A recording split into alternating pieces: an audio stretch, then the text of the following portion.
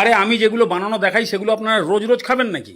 এই যে পুজোর বাজারে যদি এরকম চিকেন কন্টিনেন্টাল খান তো পার পিস 120 টাকা। তো বাড়িতে বানিয়ে একদম 4-5টা করে খেয়ে পুজোর বাজারে সাজুগুজু করে একটু বেরু বেরু করুন না, তাহলে তো ঘুগনি ফুচকা আর আলু কাবলি দিয়েই রাত্রি 1টা পর্যন্ত ঘুরতে পারবেন। তো দেখে রাখুন, ভট করে যদি কাজে লেগে যায়।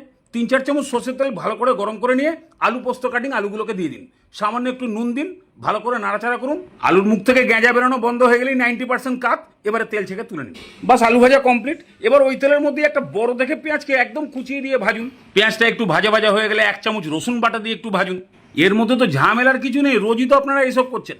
রসুনটা ভাজা হয়ে গেলে এবার 1 চামচ আদা দিয়ে দিন, ওটাকেও ভাজুন। তবে আদাটাকে বেশি কড়া করে ভাজার দরকার নেই, খালি পেঁয়াজ রসুনের সঙ্গে একটু মিলে গেলেই বাস এবার দিয়ে দিন টুকরো মুরগি মানে কিমা।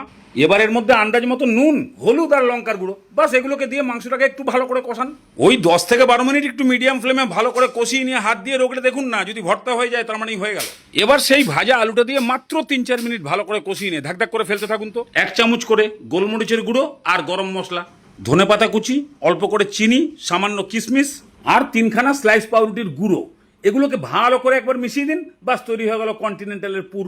এবার এটাকে থালার মধ্যে ঢেলে একটু ছড়িয়ে দিন, ঠান্ডা হোক, ততক্ষণে এই কাজটা করে ফেলুন। 1 বাটি ময়দা, তার উপরে ফটফট করে একদম 4টে ডিম ফাটিয়ে দিন, 1 চামচ গোলমরিচের গুঁড়ো, পরিমাণ মতো নুন, আর এমন পরিমাণ জল দিয়ে একে ফেটান যেন ডিম ফেটালে যেরকম টাইপের থিকনেস হয় ঠিক সেরকম টাইপের হবে। এবার অমলেট বানাতে হবে। প্যানের মধ্যে তেল গরম করে 1 হাতা মতন দিন, খানিকটা পুর একটু দলা পাকিয়ে নিয়ে ওই অমলেটের উপরে রাখুন।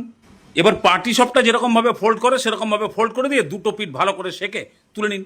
কিচ্ছু না, পাটি সপটা যারা বানায় তাদের কাছে নসি, সব কটা এইভাবে রেডি করে ফেলুন। এখনই খেতে যা লাগে না, এবার খালি একে একটু মচমচে করার বাকি।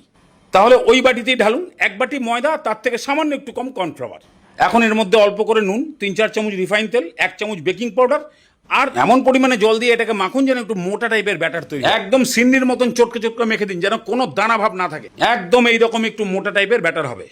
বাস এবারে একটা করে নিন, ব্যাটারের মধ্যে চুবিয়ে ভালো করে প্রাইমার লাগান আর গরম তেলে। এবার কত কাঠা আপনার কড়াইতে জায়গা আছে সেই অনুযায়ী সিলেক্ট করে কড়াইতে খেলতে দিন। তারপরেই উল্টে পাল্টে নাড়িয়ে চাড়িয়ে আপনার যেরম খুশি খুন্তি দিয়ে নাড়ান।